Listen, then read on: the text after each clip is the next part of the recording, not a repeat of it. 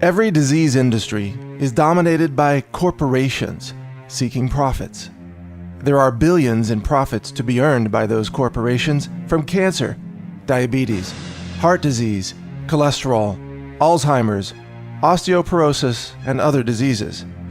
The only way to maximize profits is to grow the number of people who have those diseases, then sell them more and more treatments. How do you grow the customer base for a disease industry? How do you maximize profits while pretending to be looking for a cure? It's all accomplished with elaborate theater that scams society through a complex sequence of false narratives and public theatrical events.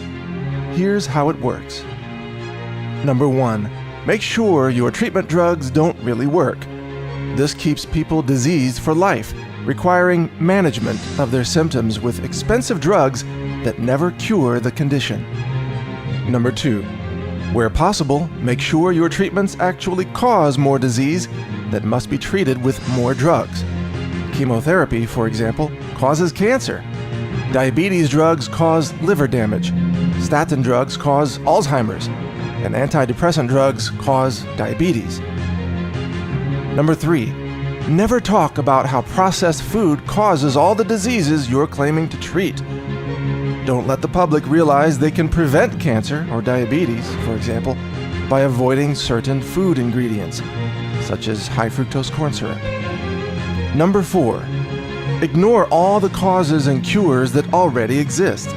Make sure people don't realize they can often reverse serious degenerative disease with medicinal plants or functional foods. Number 5, corrupt all the government regulators, academic institutions, and mainstream media, making sure they parrot your drug industry propaganda while censoring all news and information about natural cures. Number 6, pretend to be looking for a pharmaceutical cure, but ignore all the natural cures that already exist. Number 7, use a bright color as your branding image. Pink, purple, orange, yellow. Then litter all your events and product endorsements with that color as a form of Pavlovian consumer programming, designed to elicit an immediate, pre-programmed emotional response.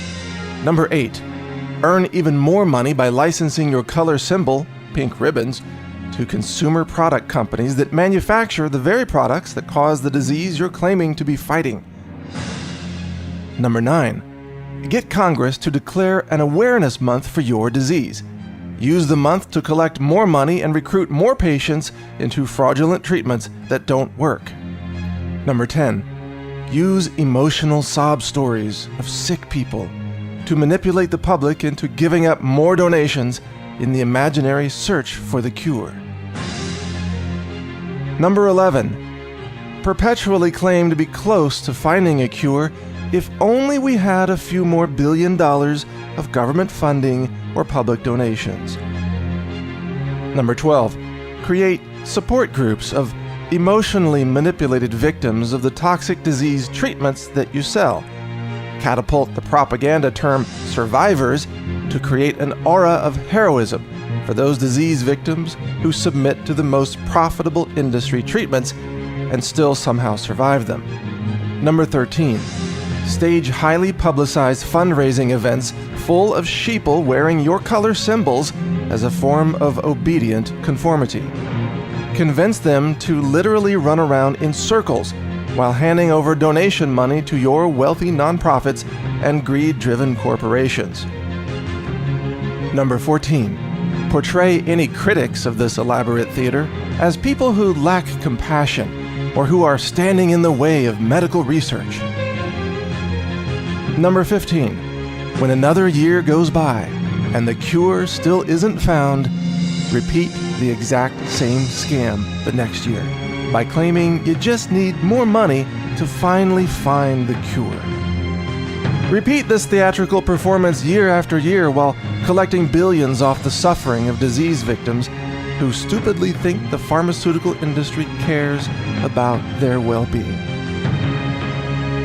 That's how every disease industry works today. It's all being run for profit, not compassion. Real cures for all these diseases already exist. They are systematically suppressed by media, government, and powerful corporations. You can only learn about these from independent sources like Natural News. Stay informed and save your own life at naturalnews.com. Do you know what you're really eating? Food labels don't tell the whole story. There can be heavy metals in your food, pesticides, herbicides, pharmaceuticals.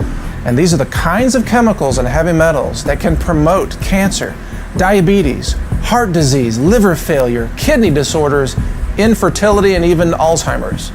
I took it upon myself to build this laboratory and then to test hundreds of different foods using state-of-the-art scientific instrumentation. We then published the results in the book on over 800 foods, telling you exactly how much lead and mercury and arsenic they contain, and providing warnings about all the other chemicals and additives that go into your food, usually without your knowledge. If you want the truth about what you're eating or feeding your children, you need to get food forensics.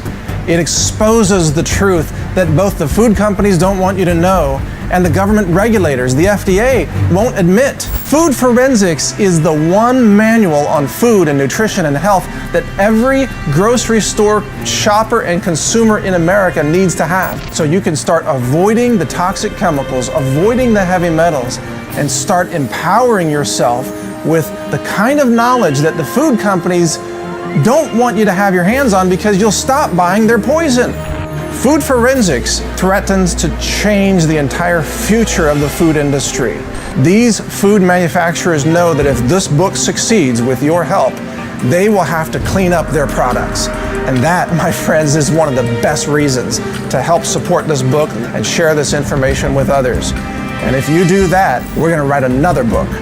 And another. We'll have a whole series. We'll use the best science. We'll expand this laboratory.